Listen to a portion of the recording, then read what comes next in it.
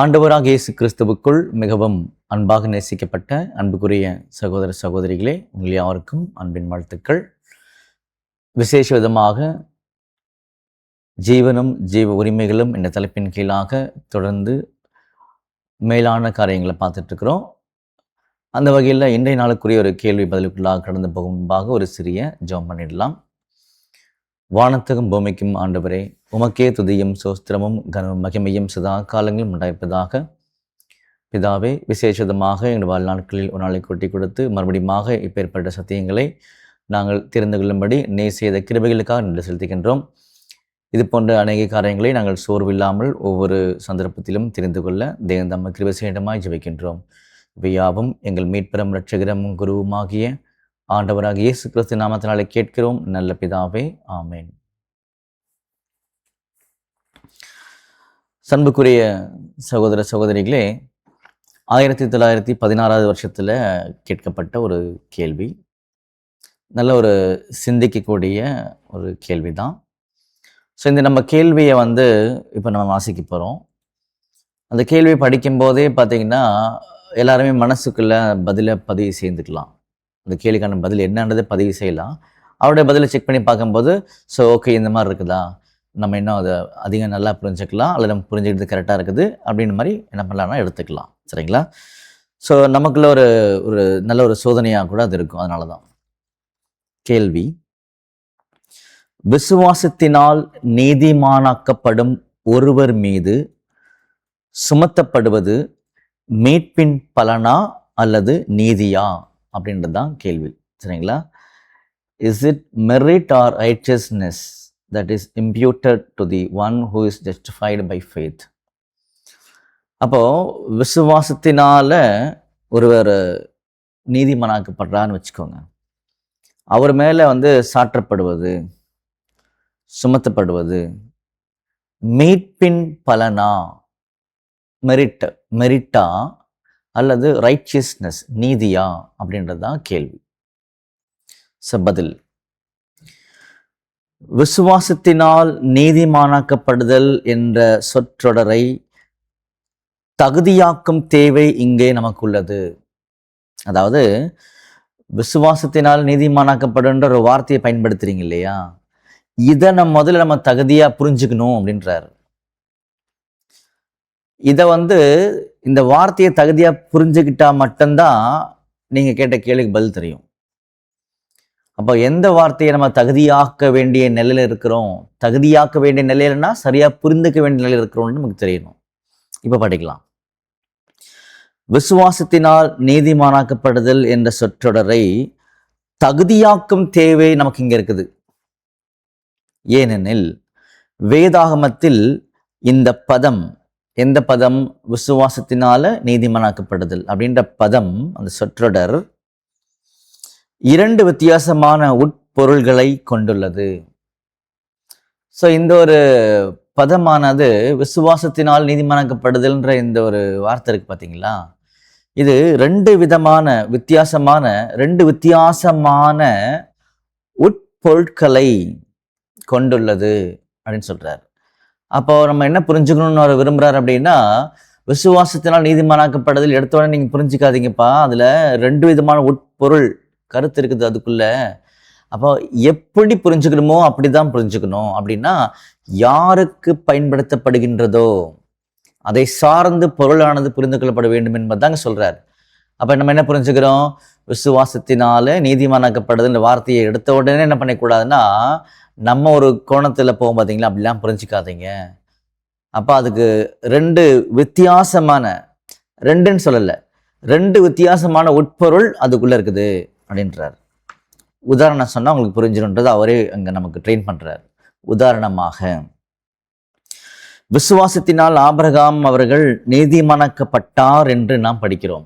ஆமா, விசுவாசத்தினால ஆபிரகாம் அவர்கள் நீதிமானாக்கப்பட்டார் என்று நாம் படிக்கிறோம். ஓகே, ஆனால் இது சபை விசுவாசத்தினால் நீதிமானாக்கப்படுகிறது என்ற அர்த்தத்தில் நிச்சயமாக இல்லை. கரெக்ட் தானே?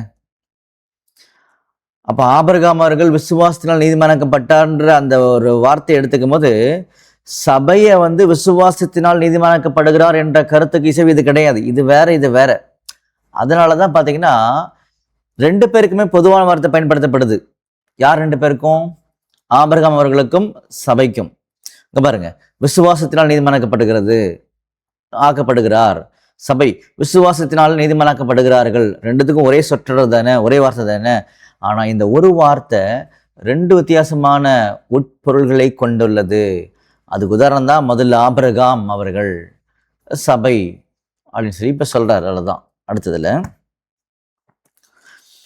தேவனுடன் ரிலேஷன்ஷிப், உறவு கொள்வதற்கும் வாக்கு தத்தத்தை பெறுவதற்கும் எதிர்காலத்தில் நோக்கமாயிருந்த குறிப்பிட்ட காரியங்களை பற்றி அறிந்து கொள்வதற்கும் தெய்வீக தர மதிப்பீட்டில் தன்னுடைய விசுவாசத்தை செயல்முறையில் மெய்ப்பித்து காட்டுவதற்கும், மெய்ப்பித்து நிரூபித்து காட்டுவதற்கும் ஆபிரகாம் நீதிமானாக்கப்பட்டார்.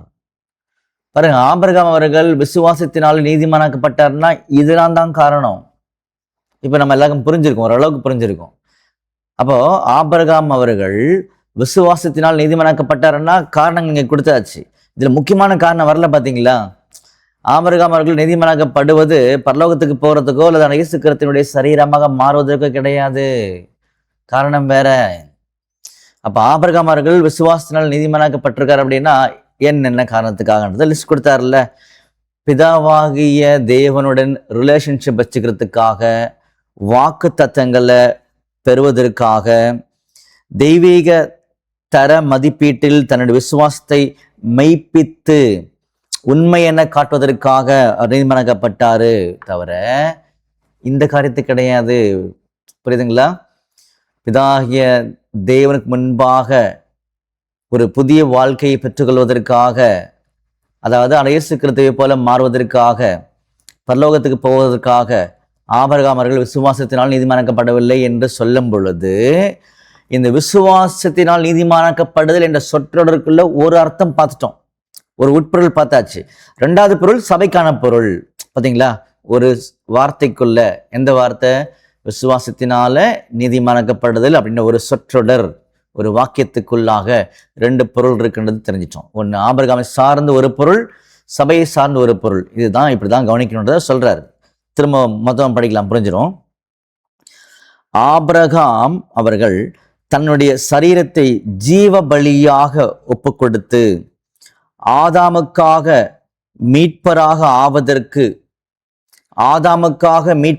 ஆவதற்கு அல்லது மெச்சத்தக்க பலியை எந்த அர்த்தத்திலும் செலுத்துவதற்கு அழைக்கப்பட்டிருக்க வேண்டும் என்ற உணர்வில் அவர் நீதிமானாக்கப்படவில்லை.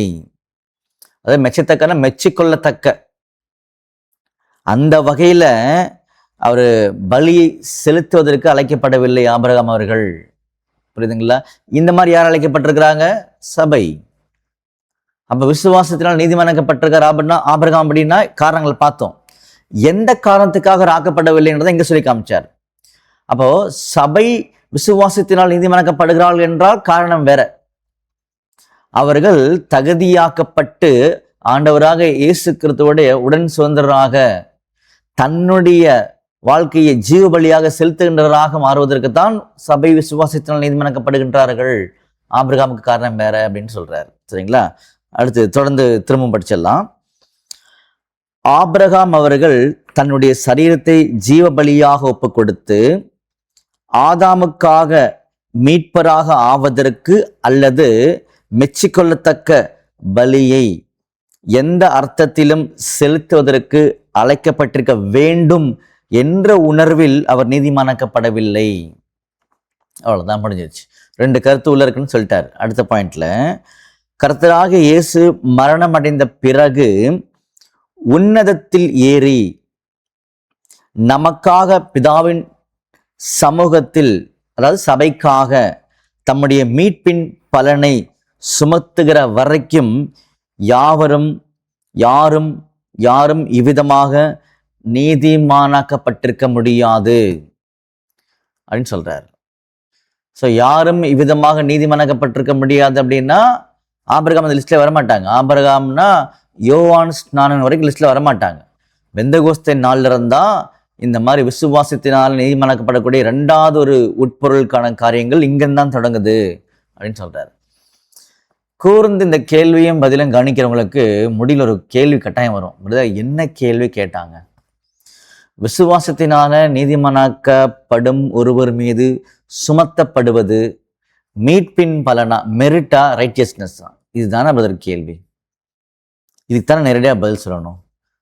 ஸோ அப்படி சொன்னால் நம்ம அறிவில் வளர முடியாது நிச்சயமாகன்ற அவருக்கு தெரிஞ்சிருக்குது. அதனால தான் விளக்கங்கள் கொடுத்தார். நீங்கள் கேள்வி கேட்டீங்களே பிரதர், அதில் விசுவாசத்தினால் நீதிமானாக்கப்படுதல் வார்த்தையை நீங்கள் கேட்டனால தான் நான் அதுக்கான தெளிவுகளை கொடுத்தேன்னு அவர் சொல்லுவார். அப்போ விசுவாசத்தினால் நீதிமானாக்கப்படுதல் வார்த்தையை சரியாக புரிஞ்சுக்கிட்டோம் அப்படின்னா, விசுவாசத்தினால் நீதிமானாக்கப்படுகிற ஒருவர் மீது சுமத்தப்படுவது மீட்பின் பலனா, நீதியா நீங்கள் கேட்டீங்க அப்படின்னா, இப்பொழுது பெந்தகோஸ்தே நாள்ல இருந்து மீட்பின் பலன் தான் அப்படின்னு தெரிஞ்சுக்க முடியும். சரிங்களா? அப்போ இதுதான் இதுக்கான பதில் என்பதை நம்ம பார்த்துருக்கோம். பண்புக்குரிய சகோதர சகோதரிகளே, இந்த விசுவாசத்தினால் நீதிமானாக்கப்படுகின்ற சொற்றொடரை நல்லா புரிஞ்சுக்கோங்க. அது 2 வித்தியாசமான உட்பொருள்களை கொண்டுள்ளது.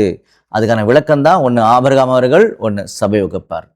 அப்போ ஆண்டவர் இயேசு கிறிஸ்து பரத்துக்கு ஏறி போய் பிதாவாகிய தேவனுடைய சமூகத்தில் சபைக்காக மீட்பின் பலனை அப்பா கிட்ட கொடுக்குற வரைக்கும் யாருமே இவ்விதமாக நீதிமானாக்கப்படவில்லை. எவ்விதமாகனா இந்த செகண்ட் பாயிண்ட் மாதிரி என்னன்னா, யாருமே நீதிமானாக்கப்படலைன்னு சொல்றாரு. தொடர் நிதானமாக நம்ம அதை படிக்கலாம், இன்னும் அதிகமாக புரிஞ்சிடும். ஒரு ஜெபம் பண்ணி முடிச்சிடலாம்.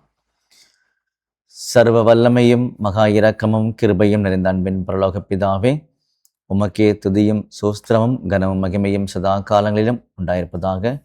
பிதாவே, இவ்விதமான காரியங்களை நீர் எங்களுக்கு தெரியப்படுத்தி எங்களுடைய அந்த உள்ளான எண்ணங்களை நீர் இன்னும் அதிகமாக இதை நோக்கி செலுத்தக்கூடிய வகையில் நீர் எங்களை கிருபை காண்பித்து வழிநடத்திருக்கிறீர். அதுக்காக செலுத்துகின்றோம்.